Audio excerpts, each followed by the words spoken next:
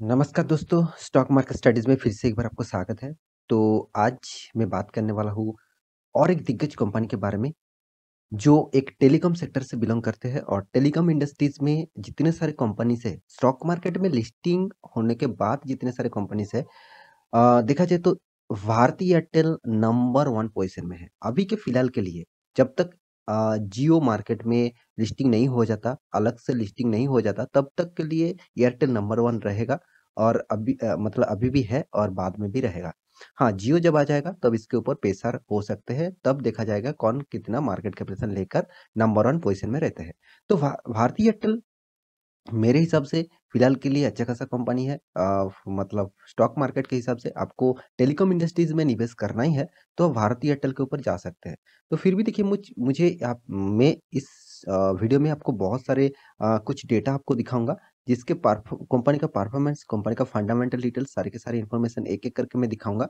तभी आपको पता चलेगा कि कंपनी फ्यूचर में किस तरीके से ग्रोथ कर रहा है और फ्यूचर में क्या करने वाला है। तो उसी के बारे में बात करूँगा तो वीडियो को लास्ट तक देखना और अभी तक आपने इस चैनल को सब्सक्राइब नहीं किया तो ज़रूर सब्सक्राइब कर लेना क्योंकि आपको daily basis stock market information and update चाहिए तो इस चैनल में बने रहना होगा।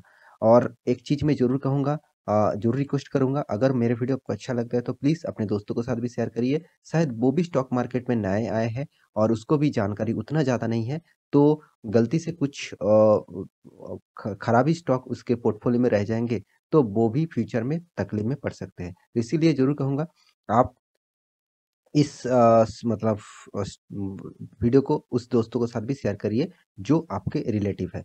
तो चलो देख लेते हैं आज के स्टॉक के बारे में। सबसे पहले मैं चार्ट पैटर्न के ऊपर आ चुका हूँ। भारती एयरटेल आप देख ही चुके हैं। भारती एयरटेल इंडिया का नंबर 1 पोज़ीशन का अभी स्टॉक आप बोल सकते हैं। हाँ, जियो और भारती एयरटेल दोनों का टक्कर चलता रहता है। तो ये भारती एयरटेल जो है जिस तरीके से काम कर रहा है और जिस फील्ड में काम कर रहा है मुझे लगता है भारती एयरटेल फ्यूचर के लिए एक अच्छा खासा ग्रोथ आपको दे सकता है क्योंकि भारती एयरटेल का नया-नया प्रोजेक्ट के ऊपर काम कर रहा है और आपको मैं बहुत सारा भारती एयरटेल के ऊपर वीडियो बना चुका हूँ और मैं बहुत सारे चीज़ आपको डिस्कस किया हूँ कि भारती एयरटेल ने फ्यूचर में जो विज़न यहाँ पे विज़न के लिए जो काम कर रहे हैं मतलब फ्यूचर विज़न वो जो देखकर काम कर रहे हैं, मुझे लगता है भारती एयरटेल बहुत अच्छा खासा फ्यूचर में परफॉर्मेंस करेगा। तो उसके साथ जियो भी पीछे नहीं हटने वाले क्योंकि जियो के पास रिलायंस के पास बहुत सारा पैसा है तो वो भी कुछ भी कर सकते हैं। तो दोनों के साथ टक्कर करने के लिए अलावा और कुछ नहीं हो सकता। तो दोनों कंपनी परफॉर्मेंस अच्छा करने के लिए कोशिश करेंगे। तो जिसके पास ज़्यादा कस्टमर रहेगा वो ही मार्केट में लीडर रहेगा। तो फिलहाल के लिए भारती एयरटेल के लिए थोड़ा सा नेगेटिविटी पॉइंट क्या है मैं आपको पहले बता दूं। थोड़ा सा नेगेटिविटी जो पॉइंट है फिलहाल के जो दिसंबर का जो रिपोर्ट है उनमें देखा जाए कि जियो का जो कस्टमर बेस है, वो भारती एयरटेल से थोड़ा-सा कम देखने को मिला। तो भारती एयरटेल में थोड़ा-सा कस्टमर बेस कम हो चुके हैं, जियो में ज़्यादा हो रहे हैं धीरे-धीरे। तो इसी बात को भी आपको अंदाज़ा लगाना होगा। देखिए, वोडाफ़ोन आइडिया तो टोटल डूब चुके हैं और उसको बचाने के लिए गवर्नमेंट ने क्या किया? गवर्नमेंट ने उसके ऊपर जो कर्ज़ा है, उस कर्ज़े के हिसाब से इक्विटी शेयर 30% 33% इक्विटी शेयर खुद के पास रख दिए। अगर गवर्नमेंट कंपनी डूब गए तो उसको इक्विटी शेयर बेचकर पैसा निकाल लेंगे। तो देखिए इस तरीके से कुछ परफॉर्मेंस चलता रहता है हमेशा। तो आपको उस परफॉर्मेंस को देखकर और कौन-सा स्टॉक में आपको बना रहना चाहिए, इसके ऊपर आपको हमेशा फ़ोकस होना चाहिए। तो मेरे हिसाब से आप भारती एयरटेल के ऊपर फ़ोकस रख सकते हैं क्योंकि देखिए कंपनी कोई खराब नहीं है। कंपनी ज़बरदस्त कंपनी है। मैं आपको बार-बार एक चीज़ ज़रूर कहते आया हूँ कि कंपनी के ऊपर निवेश करना है तो कंपनी के ऊपर हमेशा अपडेट होना चाहिए। देखिए कंपनी ने फिर से अपडेट क्या दिया, कंपनी ने पिछले दिनों में क्वार्टर 3 Q3 का रिजल्ट पब्लिश किया और रिजल्ट कितना शानदार हुआ आप देख सकते हैं। यहाँ पे देखिए Bharti Airtel Q3 net dips मतलब जो प्रॉफिट है वो थोड़ा-सा डाउन हो चुके हैं क्वार्टर बेसिस और यहाँ पे देखिए 830 करोड़ का प्रॉफिट किया मगर रेवेन्यू कितना हुआ 13% जाम हो गया रेवेन्यू। तो रेवेन्यू अगर बढ़ रहा है इसका मतलब कंपनी ने तो अच्छा खासा काम कर ही रहा है। देखिए रेवेन्यू बढ़ने के बाद भी कंपनी का अर्निंग क्यों नहीं बढ़ रहा है? उसका कारण कंपनी का कर्जा। इतना ज़्यादा कर्जा है कंपनी के ऊपर तो कर्जा मिटाते-मिटाते इंटरेस्ट चुकाते-चुकाते कंपनी का प्रॉफिट जो अर्निंग है, जो मार्जिन है वो धीरे-धीरे कम होते जा रहा है। तो देखिए कंपनी किस तरीके से रिजल्ट किया उसके बारे में थोड़ा-सा बात कर लेता हूँ, तभी आपको पता चल जाएगा। तो चलो यहाँ पे रिजल्ट के ऊपर आ चुका हूँ। यहाँ पे जो रिजल्ट है वो मिलियन में है, तो मिलियन में हो, करोड़ों में हो, कुछ भी हो, आपको सिर्फ डेटा देखना है। आप डेटा देखेंगे तो आपको पता चल जाएगा। तो देखिए टोटल जो इनकम है, इनकम के बारे में बात करूँ तो यहाँ पे देखिए 3 लैक्स आप बोल सकते हैं 3 लैक्स 637 पिछले क्वार्टर में थे कि देखिए कितना था 2 लैक्स 84 पिछले सालों में था 2 लैक्स 65 इसका मतलब क्या है? कंपनी ने शानदार यहाँ पे इनकम को ग्रोथ किया। देखिए अगर इनकम ग्रोथ हो रहा है इसका मतलब आप उस कंपनी के ऊपर थोड़ा-सा पॉजिटिविटी ज़रूर रख सकते हैं।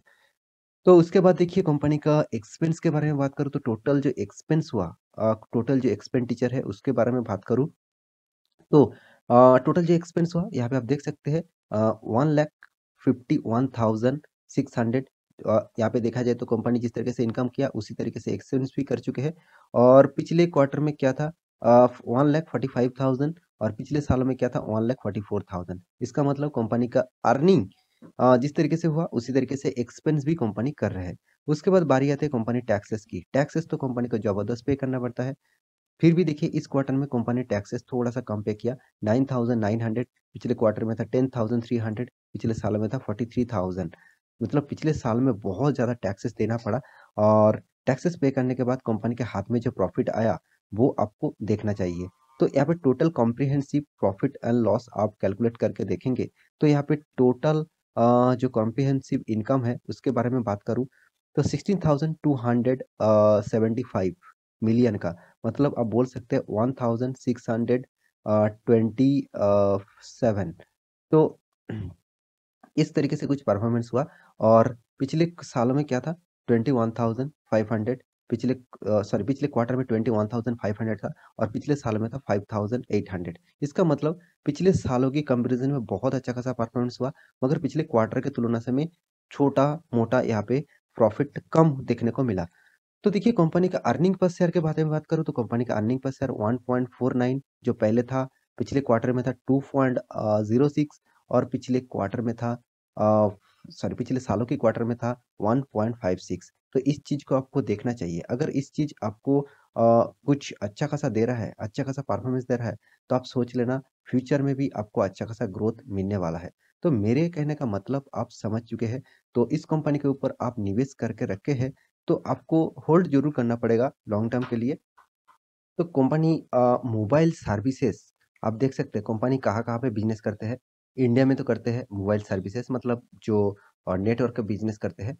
आपको जो टेलीकॉम सर्विसेज़ देते हैं और इंडिया से आपको देखिए कंपनी का जो इनकम हुआ वो आप देख सकते हैं 1,60,900 पिछले क्वार्टर में था 1,51,000 और पिछले सालों में था 1,47,000 अच्छी खासी ग्रोथ हुआ है और अफ्रीका में भी इसका बिज़नेस है तो अफ्रीका में सर्विसेज़ देते हैं तो यहाँ पे भी देखिए 91,000 पिछले क्वार्टर में था 85,000 पिछले साल में था 76,000 और देखिए साउथ अफ्रीका में भी बिजनेस करते हैं वहाँ पे देखिए वहाँ पे भी ग्रोथ हुआ है 975 और 958 था और पिछले सालों में तो ज़्यादा था 1000 तो इस तरीके से परफॉर्मेंस करने का जो मतलब बिजनेस का जो मॉड्यूल है उसके बारे में आपको फंडामेंटली ग्रोथ मिल जाता है कि कंपनी किस फील्ड में काम कर रहे हैं और किस तरीके से काम कर रहे हैं एक अंदाजा आपको हमेशा लग जाता है कि कंपनी फ्यूचर में क्या करने वाला है देखिए कंपनी सिर्फ इंडिया में नहीं अफ्रीका में भी काम कर रहे हैं और साउथ अफ्रीका नहीं साउथ एशिया में भी काम कर रहे हैं तो इतने जगह पे कंपनी ज़्यादातर बिजनेस को एक्सपोन करेंगे ज़्यादातर बिजनेस को फैलाएंगे तो कंपनी का अर्निंग भी बढ़ेगा साथ ही साथ आपको भी पॉजिटिविटी मिलेगा क्योंकि आप शेयर होल्डर है कंपनी का जितना ग्रोथ होगा उसी तरीके से आपको भी ग्रोथ मतलब आपका शेयर का भी ग्रोथ होगा तो इस चीज को आपको ध्यान रखना है देखिए कंपनी के बारे में मैं कुछ ज़्यादा नहीं बताऊंगा सिर्फ एक चीज़ मैं आपको दिखाऊंगा कंपनी कोई छोटा मोटा कंपनी नहीं है 4 लाख करोड़ से भी ज़्यादा इसका मार्केट कैपिटलाइजेशन है कंपनी के हाथ में फ्री कैश 21,000 है कंपनी का return of equity return of capital employed तो नेगेटिव रिटर्न ऑफ इक्विटी तो नेगेटिव में है रिटर्न ऑफ कैपिटल एम्प्लॉयड तो 12% यहाँ पे देखने को मिला है और एक चीज में यहाँ पे आपको जरूर दिखाने वाला हूँ कंपनी के एनुअली इनकम देखिए नेगेटिव में है साल भर की इनकम ऑब्वियसली नेगेटिव में है डेप्थ देख लीजिए कंपनी का कितना कर्जा है क्योंकि इस डेप्थ को चुकाते चुकाते कंपनी का अर्निंग नेगेटिव में जा रहा है कंपनी प्रॉफिट अच्छा खासा कर रहा है मगर फिर भी कंपनी का अर्निंग नेगेटिव में जाने का जो कारण है कंपनी का कर्जा अगर मान के चलिए आप बिजनेस कर रहे हैं आप बैंक से लोन लेके रखा है तो आपको प्रॉफिट होने के बाद भी सबसे पहले आपको क्या करना पड़ेगा लोन को चुकता करना पड़ेगा मतलब बैंक का जो लोन लिया है वो लोन को मिटाना पड़ेगा अगर लोन मिटाने के लिए पूरा पैसा ही चला जाता है तो आपको हाथ में क्या बचेगा तो इसीलिए आपको हमेशा इस चीज को ध्यान रखना है कंपनी जितना भी अच्छा है कंपनी अगर ज्यादातर लोन ले लेते हैं और यहाँ पे आप खुद देख लीजिए यहाँ पे कंपनी का दिसंबर क्वार्टर में कितना हुआ? प्रॉफिट हुआ 830 करोड़ का। मैं आपको पहले ही दिखा चुका हूँ। मगर कंपनी ने क्या प्रॉब्लम हुआ वो देख लीजिए।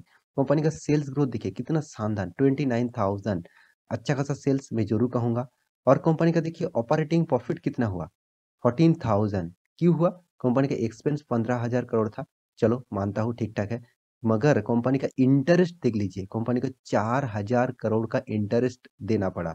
तो इतना ज़्यादा इंटरेस्ट दे देंगे, तो कंपनी का अर्निंग क्या बचेगा? 830 करोड़। जो 14,000 करोड़ था, उनमें से ज़्यादातर एक्सपेंस मिटा के टोटली 830 करोड़ तक पहुँच चुके हैं। तो इस डेटा को आपको हमेशा देखना चाहिए। मैं आपको इस तरीके से डेटा क्यों दिखाता हूँ? आप स्टॉक मार्केट में डरिएगा मत। आप स्टॉक मार्केट में निवेश करके रखे हैं, आप स्टॉक में बाय करके रखे हैं, अगर वो स्टॉक फंडामेंटली फाइनेंशियली ग्रोथ अच्छा खासा है और स्ट्रांग है, तो उस कंपनी से आपको डरने नहीं मतलब डरने का नहीं, तो उस कंपनी के ऊपर आपको बने रहना होगा। तो इसी बात को मैं बार-बार आपको दोहराता हूँ। देखिए कंपनी खराब नहीं है, मैं बार-बार कह रहा हूँ, कंपनी के ऊपर आप लॉन्ग टर्म होल्ड करेंगे तो आपको फ़ायदा ज़रूर मिलेगा। तो फिर भी फिलहाल के लिए कंपनी का परफॉर्मेंस उतना अच्छा खासा नहीं है, तो आप इस कंपनी के ऊपर क्या कर सकते हैं, इतने सारे निवेश पहले से आप कर चुके हैं, वो तो बात की बात है, मगर आप नया निवेशक जो निवेश करने वाले हैं, तो मैं ज़रूर कहूँगा कंपनी के ऊपर निवेश कर सकते हैं, मगर उतना ज़्यादा निवेश मत करिए क्योंकि जियो का आईपीओ आने के बाद इस कंपनी के ऊपर बहुत प्रेशर पड़ने वाला है। तो जियो का आईपीओ आने के बाद कंपनी किस तरीके से परफॉर्मेंस कर रहा है, वो पहले देखना है। अगर उसके बाद कंपनी ज़बरदस्त परफॉर्मेंस करते हैं, तो आप इस कंपनी के ऊपर ज़्यादा निवेश ज़रूर करिएगा। तो आशा करता हूँ सारी जानकारी आपको मिल चुका है।